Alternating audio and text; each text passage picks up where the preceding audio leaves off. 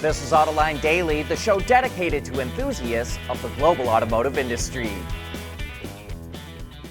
Tesla could soon feel the wrath of the Chinese government, and it all has to do with Elon Musk's politics.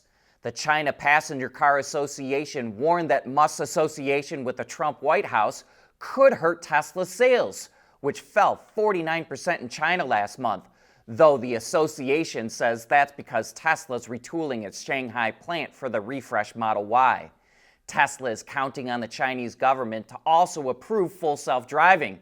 Currently, FSD is available, but it's not as capable as the version sold in the US.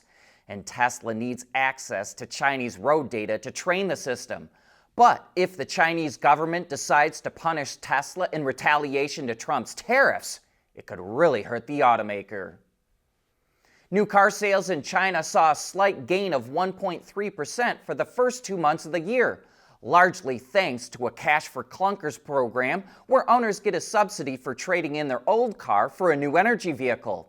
Analysts like to measure sales for January and February combined because the Chinese New Year can fall in either month and car sales plummet while the country is on vacation.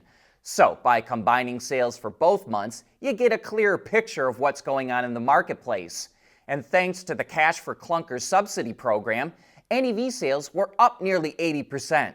And yet, ICE-powered vehicles outsold them for the third month in a row, accounting for 51.2% of the market. And that makes us wonder if the NEV segment has started to hit a plateau. There are 18,311 new car dealerships in the U.S. right now, which is up 171 from a year ago. Brands like Chevrolet, GMC, Mazda, and Porsche added stores. Together, they own 29,829 franchises, which was actually down slightly. But Automotive News reports that the average dealership sold 511 vehicles for the year, 28 more than last year. Topping the list was Toyota, with its average dealership selling over 1,600 vehicles. Lexus, BMW, Honda, and Subaru have the next highest sales per dealership. They all sell over 1,000 vehicles a year. To get higher sales per dealer, some brands are reducing the number of dealers they have, like Buick, Ford, Lincoln, and Jaguar. However, that's expensive to do. GM spent $1 billion last year buying out some of its Buick dealers. Ford is struggling in Europe, announcing thousands of job cuts to help reduce costs. But now the automaker is making a big commitment to turn around its German operations with plans to inject $4.7 billion into the business. John Lawler, the vice chair of Ford, said in a statement that the company needs to, quote, continue to simplify our governance, reduce costs, and drive efficiencies. Lawler also called on EU leaders to create a clear agenda to promote EVs and bring emissions more in line with customer demand.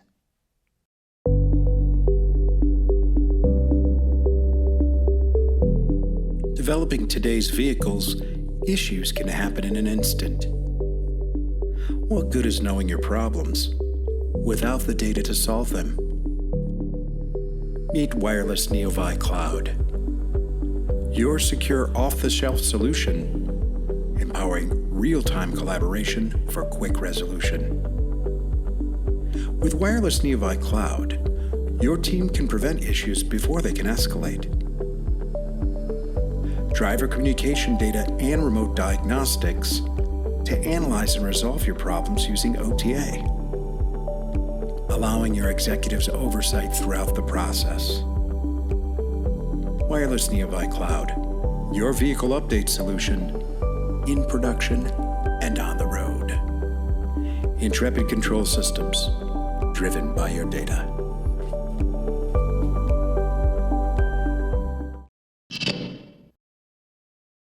Tesla is being investigated by Canada's Transport Authority over a suspicious amount of requests for EV rebates. The government program offered Canadian buyers a $5,000 incentive for purchasing an EV, which was supposed to run out in the middle of this month. But officials announced that the money was going away at the end of January because more people were taking advantage of the program than they thought would.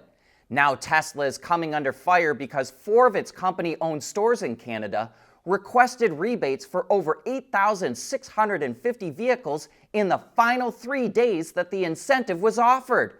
That means those stores would have sold about 1 Tesla every minute, 24 hours a day for 3 days straight.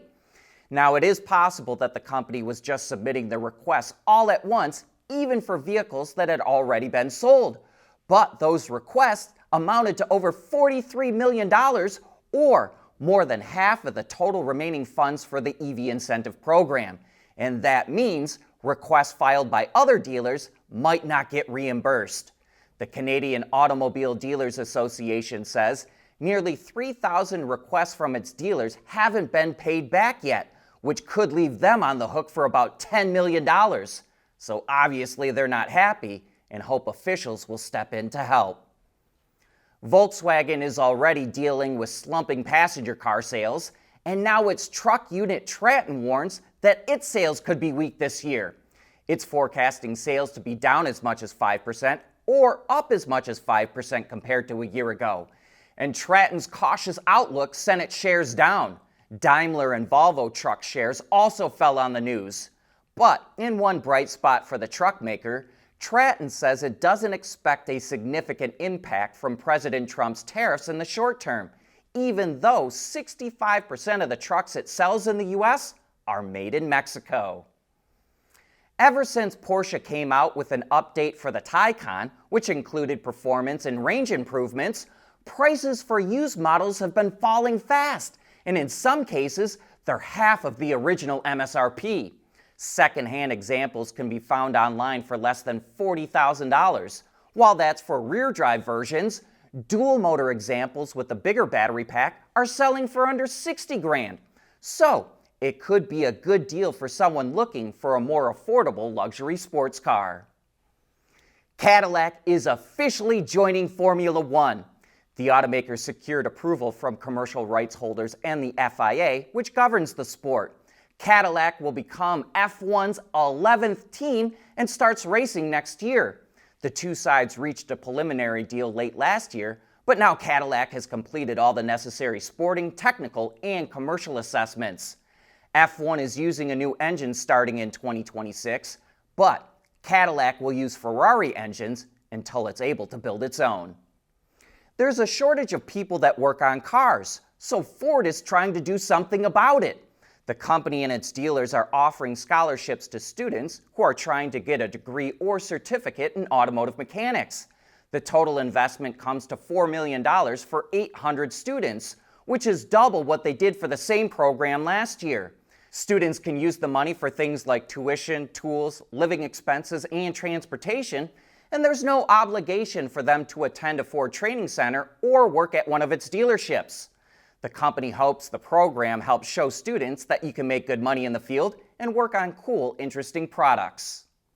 And let's finish up the show with the results of last Friday's poll. We asked you why you think Tesla's sales have dropped around the world.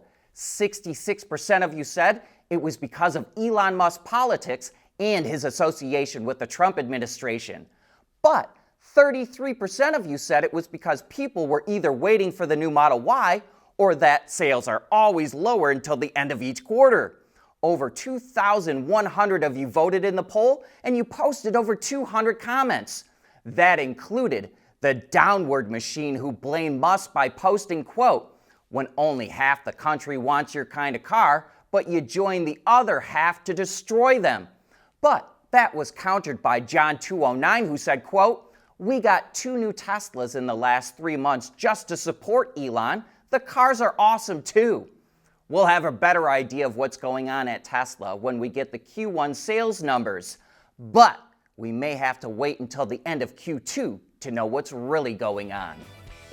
And with that, we wrap up today's show. Thanks for making Autoline a part of your day.